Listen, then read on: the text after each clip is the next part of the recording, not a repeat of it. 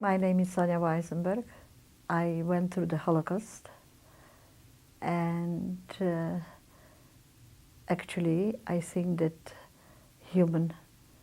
normal human cannot understand it and could expect that things like of this kind could happen in the 20th century. And with the whole badness, I also did experience some goodness, and the goodness made me to talk to people, to understand what can happen to people when people are denied human rights. On the other hand, not to lose my faith in people by the good deeds that I experienced. I come from Poland, a town called Białystok in the eastern part of Poland. The war broke out in 1939, and Poland was divided. And I lived later on in the part that was occupied by Soviet Russia. But in the very beginning, when the war started, and of course it finished within a week, and the Nazis occupied our town. When the Germans came, we had to move into a different house.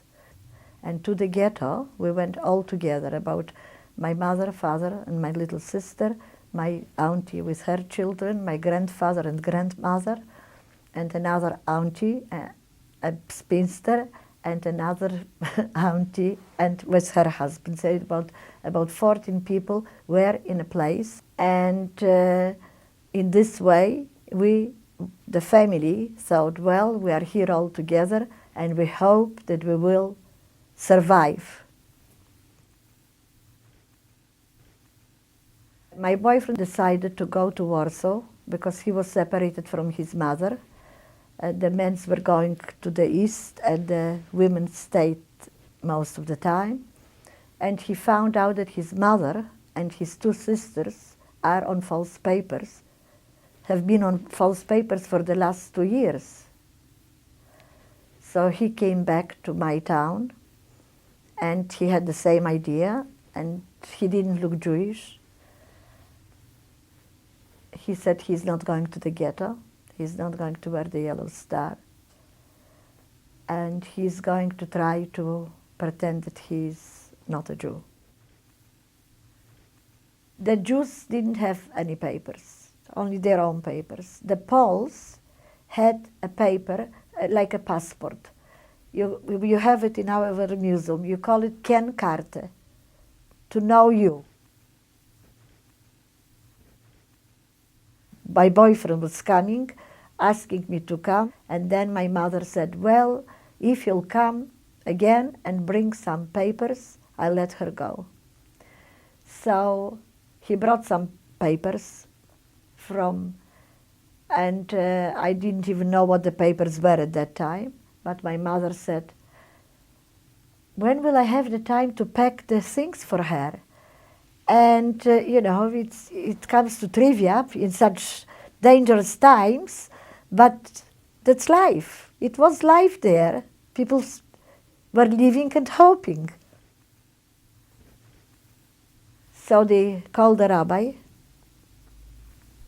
and my uncle and my auntie were the witnesses. You needed some witnesses.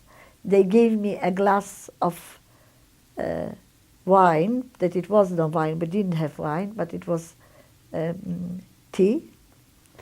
They broke the cup. My mother wasn't in the room.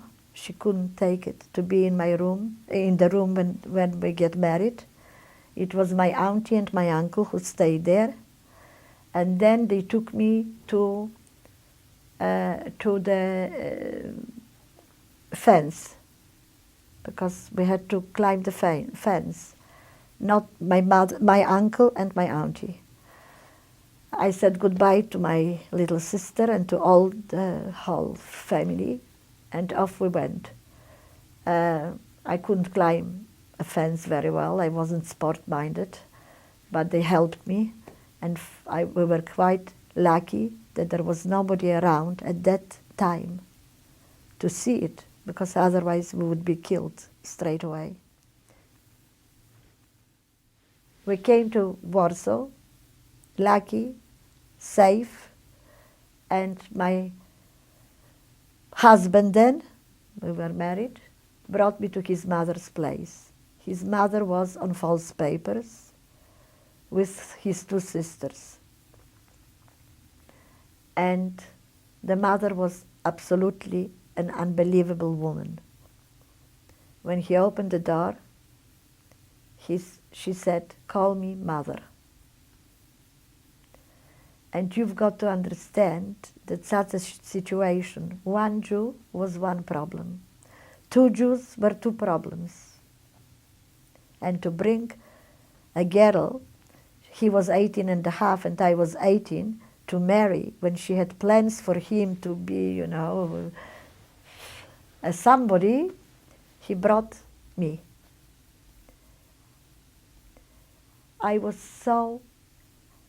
I feared everything. I didn't know what to do with myself. I couldn't say that I am not, you know, that for me it was so difficult to deny my whole past. It was very, very difficult. But there was no other way.